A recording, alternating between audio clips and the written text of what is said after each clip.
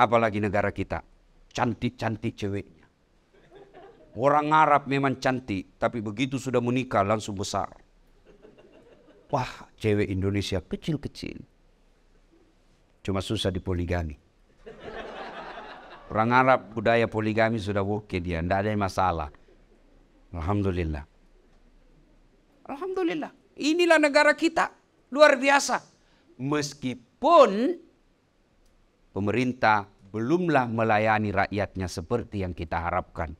Tapi tidak boleh menjadi alasan kita memaki dan menjelek-jelekkan negara kita. Caranya perbaiki negara ini dengan cara apa? Ibda binas. Mulai dari diri kita masing-masing. Jadilah kau pegawai yang jujur. Jadilah kau pegawai yang melayani masyarakat dengan baik. Setidaknya itulah bentuk kecintaanmu kepada negara yang telah melahirkan kamu di negeri ini, yang telah membiayai hidupmu menjadi pegawai negeri, dan pekerjaanmu sangat spesial dan luar biasa. Maka merugi kalian pekerja dan pegawai di Dirjen Pajak kalau tidak menjadikan kantor dan pekerjaan ini memudahkan kalian masuk surga. Yang pernah ngambil kertas ketika anakmu nulis skripsi, kasih kembali itu kertas. Hati-hati Pak, ini bukan persoalan gampang ini. Dan kalau tobat Bapak menyalahgunakan pajak, menyalahgunakan jabatan, dosa kepada negara, oh na'udzubillah min zalik, berlindung kepada Allah dari keburukan ini. Kenapa? Susah tobatnya. Kalau Bapak dosa sama saya, gampang nanti carinya, cari dasat. Satu aja Bapak cari. Tapi kalau dosa kepada pembayar pajak Indonesia, Bapak nanti disuruh cari seluruh rakyat Indonesia yang bayar pajak. Bapak dosa kepada Allah, wala tayasu min rauhillah kata, jangan kau putus asa. Semua dosamu kau ampuni kecuali kau mengaku Tuhan, saya tidak ampuni kau. Kalau dosa tidak sholat, Allah ampuni selama kau bertobat. Kau dosa pernah berzina, Allah ampuni kamu. Kau pernah tidak bayar puasa, Allah ampuni kamu. Tapi kalau dosa kepada sesama manusia, apalagi duit pajak kau salah gunakan, oh, kau tidak diampuni Allah selama kau belum minta maaf sama pembayar pajaknya. Itu menurut aturan agama. Ngeri, Pak, di hati. Ada yang pernah ngambil barang-barang, kasih kembali. Yang sudah pensiun, ngambil motor kantor, kasih kembali, disuruh pikul, bos. Itu bagaimana kalau meja masih bisa dipikul kalau yang begini, Pak Eka? Tapi kalau korupsi 200 miliar, enggak usah 200 miliar, 2 miliar disuruh pikul. Dia bilang mahasiswaku, kalau 2 miliar uang dolar Singapura itu cuma digantongi. Saya kau bayangkan dolar Singapura. Kalau uang koin nak kasih kau Tuhan. Apa pikul 200 juta uang koin. Lewat orang bapak, rumahnya mewah ternyata pencuri anak. Hati-hati. Ya. Ketiga. Orang masuk surga atau neraka itu bukan karena tidak ada dosa. Atau kebanyakan Pak, tidak. Kalau orang masuk surga karena tidak punya dosa, Pak, maka tidak ada isinya surga. Karena semua kita pasti punya dosa. Lalu kenapa kita masuk surga? Ketika ditimbang pahala kita, ya. Nah, misalnya ini ditimbang, ini kebaikannya, ini keburukannya. Ternyata timbang punya timbang, ternyata lebih berat kebaikannya daripada keburukannya, meskipun selisihnya 1,5%. Nah, maka di dunia ini kerjaan kita memperbanyak amal, tabungan. Bagaimana memperbanyak amal? Bukan sekedar puasa. Kalau puasa Ramadan saja kebaikanmu, berapa tahun kau puasa? Sholat 5 kali saja sehari semalam. Haji, belum tentu kau bisa haji 3 kali. Lalu apa itu amal? Segala kegiatan yang kau lakukan lillahi ta'ala amal. Kerja di sini. Kalau lillahi ta'ala amal. Anda keluar rumah kalau orang muslim. Dia wudhu dulu. Dia sudah sholat duha. Lalu dia baca doa sebelum keluar rumah. Inna salati wa nusuki wa mahyaya wa mamati lillahi rabbil alamin. Bismillahi tawakkaltu ala allahi la hawla wa la quwata illa billah. Melangkah kaki kanan, kata Nabi, semua langkah-langkahmu jihad fisabilillah. Cari nafkah bagi seorang suami adalah jihad fisabilillah. Yang pahalanya sama ketika kau membela agama Allah zaman Rasulullah. Baca aja itu doa. Kaki kanan, 1 pahala. Kaki kiri, gugur dosa kecil. Jadi kalau kau sampai di sini mutar-mutar, lantai 1, lantai 2 turun. Berapa pahala kau dapat? Apalagi kalau kau jalan santai. Masya Allah. Perbanyak pahala. Anda baca doa itu, menulis laporan, pahala. Melayani orang, pahala. Insya Allah. Maka kali ini bekerjalah dengan niat lillahi ta'ala. Prestasi di dunia kau dapat, prestasi di akhirat kau akan peroleh. Yang kedua, karena waktu terbatas. Sekarang kita bicara komunikasi. Ada yang tahu apa itu komunikasi? Nah, kalian selalu mengatakan komunikasi, komunikasi. Apa itu komunikasi? Saya kasih kau hadiah kalau ada yang tahu. Apa? Ini persoalan buat kalian. Bagaimana mau berkomunikasi yang efektif kalau kau tidak tahu apa itu komunikasi? Satu. Betul. Banyak teori Pak, definisi komunikasi. Saya satu pakai yang paling populer di kalangan dunia anak-anak komunikasi. Teorinya Laswell. Beliau katakan, ringkasnya, komunikasi itu siapa? Saya jelek tulisan saya Pak. Makanya saya suka pakai WhatsApp saja. Siapa? Mengatakan apa?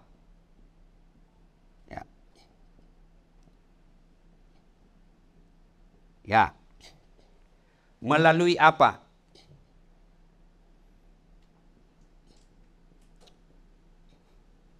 Kepada siapa?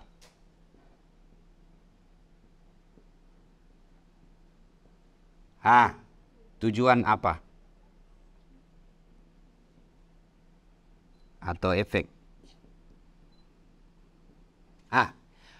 Dari Sabang sampai Merauke, dari ujung dunia, utara ke selatan, semua berbicara komunikasi. Ini aja Pak. Ini aja. Mau menulis S3, S2, S1, S-teler. Ini aja dibahas Pak. Siapa? Ini dalam ilmu komunikasi disebut komunikator. Bahasa sehari-harinya sumber. Pak Menteri, Ibu Menteri melakukan konferensi pers atas nama Menteri. Maka sumbernya adalah Menteri. Kalau Ibu Sri Mulyani berbicara di sini, memberikan arahan, ya, non formal, berarti dia adalah pribadinya. Berarti sumber itu bisa kantor, bisa pribadi. Sekarang pribadi, saya bicara. Tapi ketika saya diundang atas nama Universitas Hasanuddin, saya sebagai dosen mewakili lembaga, sumbernya lembaga. Maka ada orang meneliti komunikasi, gaya komunikasinya Dasat, pribadinya. Ada orang meneliti lembaganya, sumbernya, kantornya. Efektivitas sosialisasi pajak kantor Dirjen Pajak Republik Indonesia terhadap kesadaran masyarakat membayar pajak. Berarti lembaganya yang diteliti. Ini, ya, komunikator. Karena waktu yang terbatas. Yang kedua, mengatakan apa? Ini disebut pesan. Apa yang Anda ingin pesan? Supaya orang sadar pajak. Pesan yang ingin Anda sampaikan. Kalau saya sekarang ini, apa pesan yang saya sampaikan? Kesadaran agar Anda bekerja dengan ikhlas. Itu yang saya mau sampaikan.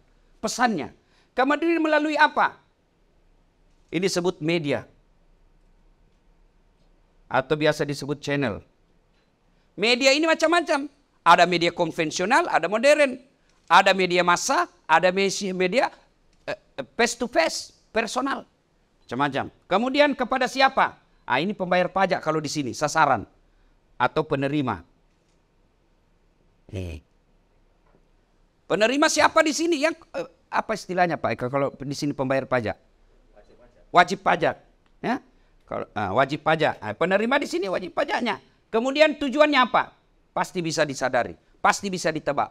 Apa tujuannya? Wajib pajak, sadar pajak, dan dia bayar pajak. Apa ini? Bayar pajak. Efek. Mari kita lihat. Ini komunikator. Untuk Anda semua, Bapak-bapak, komunikatornya kantor Dirjen Pajak. Maka Bapak harus pandai berkomunikasi. Untuk berkomunikasi itu 3 saja sasarannya. 3 yang Bapak harus lakukan, Anda capai ketika Bapak berkomunikasi. Saya ngomong di sini dari pagi sampai malam sampai pagi lagi, 3 hal yang ingin saya ubah. Yang pertama apa? Disebut kognitif. Apa ini kognitif? Pengetahuan. Dari tidak tahu menjadi tahu. Tadi saya tanya Pak Eka, Pak, kalau saya dapat hadiah sepeda, Brompton misalnya, harganya lebih 100 juta, apakah saya wajib bayar pajak? Itu saya tidak tahu. Dan hampir semua masyarakat Indonesia seperti saya. Tidak tahu bahwa pemberian itu, hadiah itu wajib pajak. Wajib bayar pajaknya. Maka beliau sampaikan, segala penghasilan yang mendapat tambahan pendapatan itu wajib kena pajak. Saya dikasih, saya hanya dikasih. Kalau saya mau beli, ngapain saya mau beli mahal-mahal seperti itu? Ya, tapi namanya juga mendapat tambahan. Maka Ustadz nanti ketika tahunan lapor di situ sebagai laporan tahunan sebagai bahan kekayaan. Daftar harta kekayaan. Sudah. Berarti saya sudah tahu. Pak Eka dalam sekejap sudah mampu mengubah pengetahuan saya dari tidak tahu menjadi tahu. Itu dulu. Banyak orang melanggar karena dia tidak tahu. Maka tugas kita beritahu dia. Untuk memberitahu dia supaya dia tahu harus ada kemampuan skill namanya komunikasi efektif. Efektifnya komunikasi itu caranya harus melalui persuasif.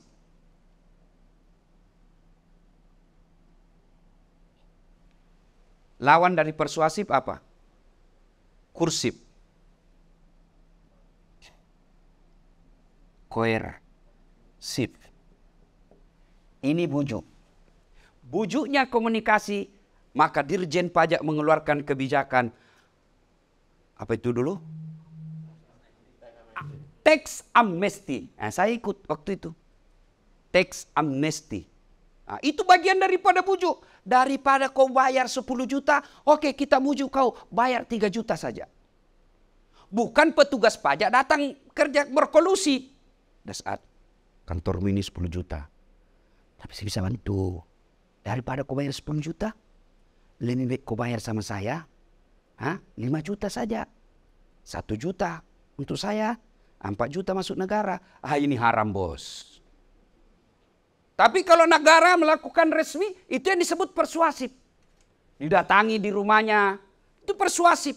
Dan untuk komunikasi persuasif syaratnya Anda harus punya data dan fakta. Tidak boleh menghayal. Ini faktanya Pak, pajak ini yang Bapak bayar, ini gunanya bangun jembatan. Memang ada penyalahgunaan, tapi kan itu juga semua diproses. Ini Pak, kalau Bapak bayar ini pajak yang akan Bapak bayar ini ada di Desa Marone, mau dibangun jembatan, kasihan anak-anak di sana, mereka berenang pergi sekolah, maka Bapak kalau bayar pajak ini tujuannya membangun jembatan. Maka menurut agama, sedengar saya Pak ya, kalau Bapak bangun jembatan ini, selain Bapak dapat jembatannya di dunia, di akhirat juga Bapak nanti dapat pahala jariah. Oh dia senang, oh ya. Saya dapat pahala ini kalau menurut agama saya. Karena pembangunan yang bermanfaat itu bagian daripada amal jariah. Masuk komunikasi persuasif. Ada juga cara kedua. Apa? Kursif. Paksa kau bayar kau pajak. Kalau kau tidak bayar pajak, saya lapor kau di polisi. Ancamannya itu 3 tahun ini. Bayar kau? Saya kasih kau waktu 1 minggu. Kalau kau tidak, lapor ke polisi. Oh dia langsung bayar Pak. Tapi apa? Dia berusaha untuk mencari pembenaran. Karena dia tidak ikhlas. Tapi kalau dia ikhlas, maka dia akan melakukan tiap tahun sebaik. Karena dia sudah yakin manfaat dari pajak. Ini persuasif, efektif, komunikasi efektif. Ini diajarkan Pak. Kalau di komunikasi kami ini satu mata kuliah ini, komunikasi efektif. 1 semester diajarkan, 6 bulan. Ini saya ajarkan 2 menit cukup. Ya, pesan. Bapak ketika menyampaikan pesan harus menarik. Disinilah ada pesan-pesan itu ada kemasannya, ya. Misalnya kalau Dirjen Pajak ada madu, ya kan? Kalau saya tidak salah itu saya pernah dikasih trofi dari lebah, ya kan? Warna kuning. Saya tidak tahu kenapa madu, ya. Baik tahu cara membuktikan madu asli dengan palsu. Bawa ke rumah. Kalau mengamuk istri di rumah pasti madu asli itu Pak. Ya, karena waktu yang terbatas. Pesan itu Pak harus dikemas. Yang kemudian melalui apa? Ini media. Sekarang paling efektif medsos. Itu kalau melalui media. Media, teknologi media. Tapi ada yang media lain yang namanya kemampuan skill kita miliki. Satu diantaranya public speaking atau retorika. Kalau Bapak pergi asosiasi pajak, saudara-saudara sekalian pajak ini kita gunakan untuk bayangan jembatan. Jembatan ini, orang tidur di belakang Pak. Oh dia main WhatsApp, tidak sampai pesan. maka harus kirim orang yang pandai berbicara di depan umum. Ilmunya itu public speaking, retorika. Lain lagi mata kuliah itu di kampus 2 tahun diajarkan public speaking. Kalau anak komunikasi, bagaimana berbicara, orang tanpa sadar kita sudah bicara 2 jam, dia merasa masih senang. Saya ini Pak Eka bukan alumni pondok, tidak pernah saya sekolah pesantren. Satunya pesantren pernah kulewati, pesantren kilat. Waktu saya kuliah. Tapi alhamdulillah channel YouTube saya sekarang untuk konten dakwah di Indonesia paling tinggi penontonnya. Sudah 192 juta lebih. Itu kenapa? Karena saya punya ilmunya menyampaikan pesan-pesan agama. Ya. Kemudian kepada siapa? Nah, inilah penerima pajak. Penerima pajak kita kategorisasi lagi Pak. Ada yang tingkat pendidikannya baik, sekali disampaikan dia sudah paham. Ada yang sudah disampaikan 2 hari 2 malam. Ini beleng-beleng. Ya, tujuannya paling efektif adalah bayar pajak. Ibu bapak saudara-saudara sekalian, untuk lebih jelasnya silahkan Bapak baca ilmu komunikasi. Dan hanya orang malas Pak yang tidak mengetahui sekarang. Kenapa? Tanya di Om Google, semua ada. Ya, cuma beda kalau saya menyampaikan secara langsung ya. Nah ibu bapak saudara-saudara sekalian, pada akhirnya mari cintai negeri kita. Saya sepintas tadi ada lagunya Ibu Sri Mulyani, tidak ada alasan tidak mencintai negeri kita. Oke, kau bicara agama. Saya tanya, mana ada negara yang paling nikmat beragamanya seperti di Indonesia? Cari. Ayo, dari mana indikatornya Ustadz? 1, bangun masjid. Cari negara yang sebebas-bebas membangun masjid seperti di Indonesia. Malaysia, biar ada duit mau bangun masjid, nggak mungkin. Kerajaan yang harus bangun masjid. Coba. Saudi Arabia, lebih-lebih lagi. Di Indonesia alhamdulillah. Kamu punya duit, punya lahan, bangun masjid. Meskipun tidak ada sertifikatnya. Bikin pengajian. Bapak mau ceramah di Malaysia, mau khotbah Jumat, tidak mungkin kau dikasih kalau tidak ada sertifikatnya. Ada kawan saya ditarik sertifikat dakwanya hanya karena dia khotbah pakai lengan pendek. Di Indonesia, baju oblong aja dia bisa khotbah. Coba. Ceramah aja, meskipun tidak jelas, artis khotbah, artis hijrah, yang tidak pernah belajar fikih, tidak pernah belajar dalil-dalil Quran, hadis, tiba-tiba menjadi penceramah dan menyalah-nyalahkan orang lain. Nah, ada juga pengikutnya dan Anda tidak ditangkap. Di Saudi, mau bikin pengajian, tidak bisa kalau kau tidak dapat sertifikat dan izin dari negara, kerajaan. Indonesia luar biasa. Itu dari segi beragama. Belum lagi haji. Bukan saja disuruh pergi, difasilitasi oleh negara. Difasilitasi oleh negara. Pergi haji. Ada. Bapak mau sholat, tidak pernah dilarang. Mau puasa, diliburkan. Lebaran, diliburkan. Luar biasa. Itu dari segi kebebasan beragama kita. Tapi lihat lagi kalau kita lihat kekayaan alam. Bapak Ibu yang pernah ke Timur Tengah. Negara dan yang selalu kota suci yang kita rindukan. Makkah Madinah. Begitu Bapak mau landing, lihat padang pasir. Coklat. Gunungnya tidak ada hijau, coklat, batu. Indonesia. Cari gunung yang coklat. Kecuali yang dibikin dari coklat. Coba. Orang Amerika, Eropa, Australia, Asia datang ke Bali hanya mau lihat apa? Pantai. Cari di Indonesia kabupaten yang tidak ada pantainya. Mereka keluarkan duit sampai ratusan juta hanya mau pergi lihat pantai. Bapak pulang kampung keluar dari rumahmu lihat pantai. Gratis. Apalagi. Mereka datang mau lihat sawah yang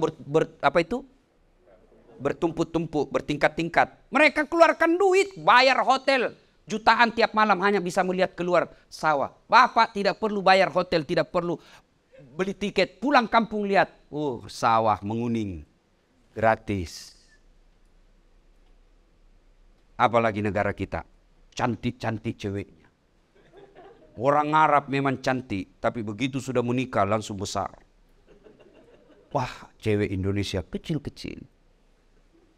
Cuma susah dipoligami.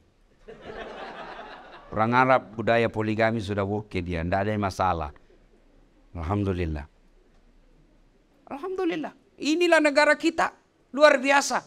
Meskipun pemerintah belumlah melayani rakyatnya seperti yang kita harapkan. Tapi tidak boleh menjadi alasan kita memaki dan menjelek-jelekkan negara kita. Caranya perbaiki negara ini dengan cara apa? Ibda binas. Mulai dari diri kita masing-masing. Jadilah kau pegawai yang jujur. Jadilah kau pegawai yang melayani masyarakat dengan baik. Setidaknya itulah bentuk kecintaanmu kepada negara yang telah melahirkan kamu di negeri ini, yang telah membiayai hidupmu menjadi pegawai negeri, dan pekerjaanmu sangat spesial dan luar biasa. Maka merugi kalian pekerja dan pegawai di Dirjen Pajak kalau tidak menjadikan kantor dan pekerjaan ini memudahkan kalian masuk surga. Alhamdulillah. Allah kasih nikmat mendekatkan diri kepada Allah dengan cara dakwah dari mimbar ke mimbar. Bapak, Ibu, adik-adikku sekalian, diberikan peluang oleh Allah untuk mendekatkan diri kepada Allah dengan bekerja secara profesional di tempat ini dengan membiasakan, menjadikan anti korupsi sebagai budaya dalam bekerja setiap waktu dan setiap saat. Demikian, mudah-mudahan ada manfaat, lebih dan kurangnya mohon dimaafkan. Mari kita tutup dengan sama-sama membaca hamdalah. Lebih dan kurangnya mohon dimaafkan. Fastabiqul khairat. Assalamualaikum warahmatullahi wabarakatuh.